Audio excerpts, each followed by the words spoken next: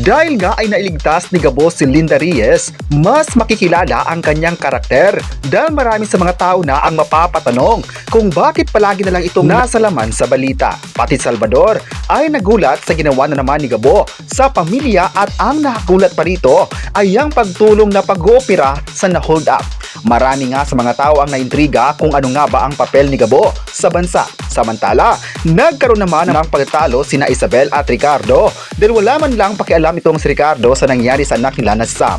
Nasa opisina kasi ito at kaharap ang mga taong parte ng NCIA at dinisyonan kung isuspend na ang kanyang trabaho.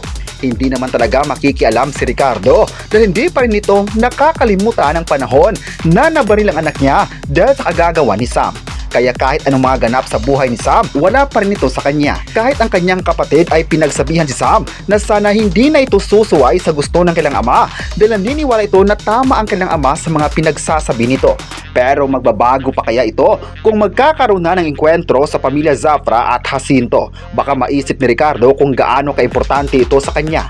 Habang si Gabo naman ay kukuha ng trabaho kay Tatang para sa pagpapaopera sa isang pamilya pero hindi naman nagdadalawang isip ito sa plano ni Gabo. Hindi lang ito ang huling misyon na gagawin niya dahil mas may malaking misyon pa ang gagawin ito sa poder ni Tatang.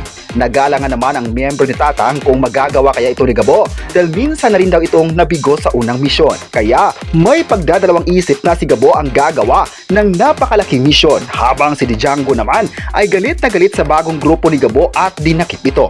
Pero mukhang mahirapan si Gabo dahil nangako ang mga ito na magiging spy sa grupo ni Gabo at sasabihin lahat kung ano ang mga plano nito kay Django.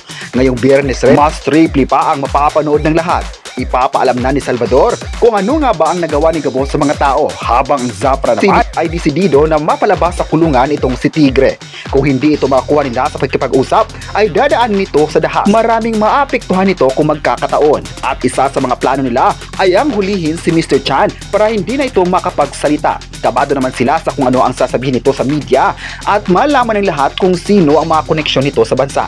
Aabangan ng lahat kung makakawala ba ito or matutulungan si Sam sa pagresolba ng kaso habang si Tigre naman ay galit na galit kay Sam at pati na sa laki na may mataas na buhok. Ang ibig sabihin lang ni Tigre ay si Gabo na tumulong sa mga taga-NCIA para makulong siya.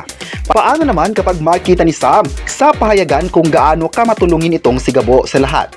Baka magbago ang isip nito at matutulungan siya sa mga misyon na gagawin. Baka magkakasama na sila sa mga misyon para mawala ang mga masasamang tao sa bansa. Malaking tulong naman si Gabo para masolusyonan ang mga bagay na problema sa bansa. Sa Lunes naman ay may aabangan pang lahat kung ano pa ang magaganap sa episode 41 at kung ano ang desisyon ng NCIA sa kanyang pagkakamali.